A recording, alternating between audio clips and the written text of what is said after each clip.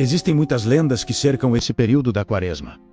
É preciso entender que a Quaresma nunca foi apenas um tempo de tradição, mas um tempo de confronto, muito antes de existir uma regra oficial. As primeiras comunidades cristãs já se submetiam a jejuns rigorosos e penitências severas como forma de preparação para a Páscoa. Não era algo leve, era um período de provação espiritual. A primeira menção formal aparece no primeiro concílio de Nicéia, quando se reconheceu a necessidade de um tempo dedicado à purificação, um tempo separado do restante do ano. Com o passar dos séculos, consolidaram-se os 40 dias de jejum, inspirados nos 40 dias que Jesus Cristo passou no deserto, enfrentando tentações. E deserto, na tradição bíblica, nunca foi apenas um lugar físico.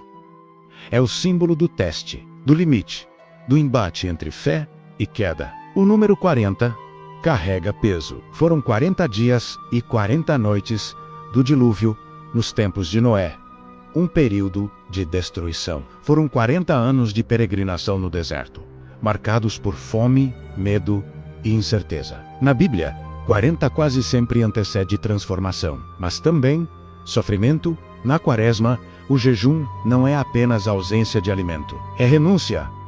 É silêncio, é confronto interior, as sextas-feiras sem carne, as orações intensificadas, a caridade praticada como obrigação espiritual, tudo aponta para a disciplina e vigilância. Até mesmo o Domingo Laetare, conhecido como o Domingo da Alegria, surge como um breve respiro no meio da austeridade. Uma pausa curta antes do peso maior que vem com a Semana Santa, porque tradicionalmente, esse período sempre foi visto como um tempo em que o mundo espiritual se torna mais sensível, mais exposto. Um tempo em que tentações são mais intensas, em que promessas são testadas, em que o silêncio da madrugada parece mais denso. E é justamente nesse clima de recolhimento, medo e expectativa que muitas lendas nasceram. Algumas dizem que, durante a Quaresma, certas presenças caminham mais livres, e que nem todos atravessam esses 40 dias da mesma forma que começaram. Em Mariana,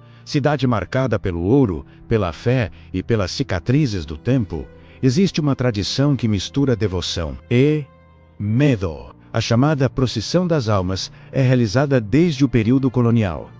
Ninguém sabe ao certo como começou. Alguns dizem que nasceu como uma espécie de sátira aos cortejos da Igreja Católica, uma imitação solene, mas com um tom mais sombrio, quase pagão. Outros acreditam que suas raízes são ainda mais antigas, vindas de rituais que o tempo tentou apagar.